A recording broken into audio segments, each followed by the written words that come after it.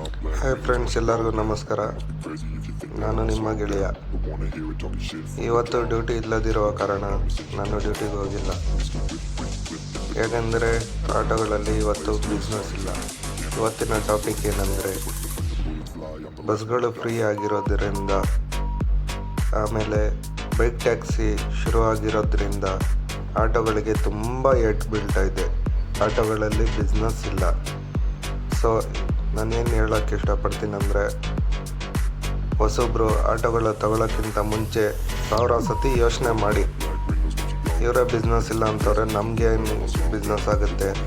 ಇವಾಗ ಹೊಸೊಬ್ಬರು ಆಟೋ ತೊಗೊಳ್ತಾರೆ, 2-3 ತಿಂಗಳು ಕಟ್ಟುತ್ತಾರೆ, ಆಮೇಲೆ ಲೋನ್ ಕಟ್ಟೋಕ್ಕೆ ಕಾಸಿಲ್ಲ ಅಂತಾರೆ, ಸೀಸ್ ಆಗಿಬಿಡುತ್ತೆ ಗಾಡಿ.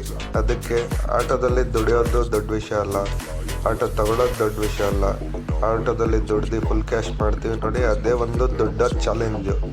ಎಲ್ಲರಿಗೂ ಒಳ್ಳೆಯದಾಗಲಿ, ಎಲ್ಲರಿಗೂ ಬಿಸ್ನೆಸ್ ಆಗಲಿ. ನೆಕ್ಸ್ಟ್ ವಿಡಿಯೋದಲ್ಲಿ ಸಿಗೋಣ. ಎಲ್ಲರಿಗೂ ಬಾಯ್.